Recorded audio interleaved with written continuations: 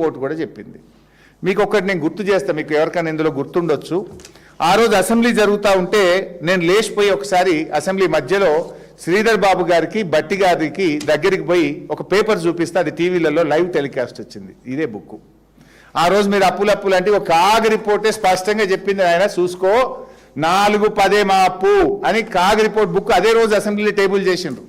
ఈ బుక్ తీసుకుపోయి ఆయన పక్కన కూర్చొని as per the CAG, as per socio economic survey 4-10 అప్పు అని అసెంబ్లీ నిండు అసెంబ్లీలో మైక్లో మాట్లాడి చెప్పిన, బట్టి గారి పక్కన శ్రీధర్ బాబు పక్కన కూర్చొని కూడా ఈ బుక్కులు చూపించి కూడా లెక్కలు చెప్పిన విషయాన్ని నేను మీకు గుర్తు చేస్తున్నా. బహుశా మీరు చాలా మంది గుర్తుంటుంటుందే అనుకుంటా. నేను ఆ రోజు ఇదే హాట్ డిస్కషన్ అయింది. వెంటనే వెళ్ళి నాకు మైక్ ఇవ్వమంటే ఇవ్వలేదు స్పీకర్. ఎంతసేపు మైక్ ఇవ్వకపోతే వాళ్ళ పక్కకు పోయి మైక్ ఇస్తలేరు, ఇగో చూసుకోబాయి ఇది చెప్దామని నేను మైక్ అడిగినా మీరు ఇస్తలేరు, ఇగో 4-10 ఇప్పటికైనా చిల్లర దుకాణం బంద్ చేయరు, తప్పులు మాట్లాడకండి అని చెప్పి బట్టి గారికి శ్రీధర్ బాబు గారికి అసెంబ్లీలో వాళ్ళ కుర్చీ పక్కన పోయి కూర్చొని చెప్పొచ్చిన ఆ రోజు.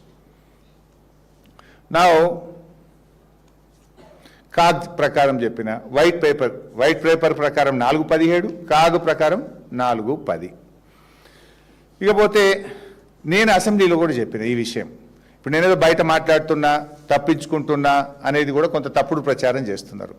ఇది నిండు అసెంబ్లీలో స్పష్టంగా ఇవాళ ఏదో జూపల్లి సవాల్, బట్టి గారు నిన్ను కూర్చోబెట్టే చెప్పిన.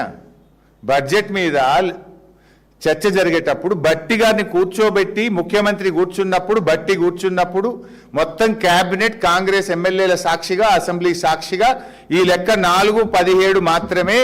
ఇప్పుడు ఇందులో తప్పు ఉంటే ఇప్పుడే చెప్పండి, ఇక్కడే చెప్పండి, కమాన్ లెట్ us డిస్కస్. 4-17 ఇందులో సీతారామ, పాలమూరు, కాళేశ్వరము, మిషన్ భగీరథ అన్ని కలిపి 4-17 అని నిండు అసెంబ్లీలో నేను చెప్పిన. నోర్లు మూసిండ్రు, తలలు వంచిండ్రు. ఇవాళ బయటకు వచ్చి పేపర్ టైగర్ల లెక్క బయట మాట్లాడుతుండ్రు.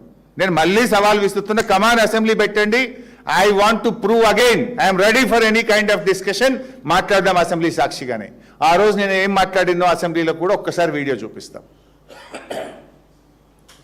బీఆర్ఎస్ ప్రభుత్వ 10 ఏళ్ల కాలంలో రాష్ట్ర ప్రభుత్వం కట్టే అప్పు మేము చేసింది కేవలం 4,17,000 కోట్లు మాత్రమే, including FRBM loan, Kaleshwaram loan, mission Bhagiratha loan, కార్పొరేషన్లు అప్పు తీసుకొని రాష్ట్ర ప్రభుత్వం కట్టేటి కూడా కలుపుకొని 4,17,000 మాత్రమే.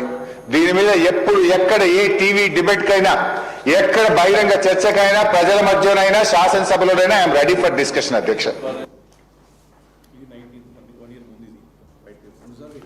ఈ విషయం అసెంబ్లీలో ఒకసారి చెప్పలే, 2 సార్లు చెప్పిన అసెంబ్లీలో. ఒకటేమో 19th December 2023 నాడు ఒకసారి అసెంబ్లీలో చెప్పిన, వైట్ పేపర్ మీద మాట్లాడేటప్పుడు ఇదే విషయం చెప్పిన. మళ్ళీ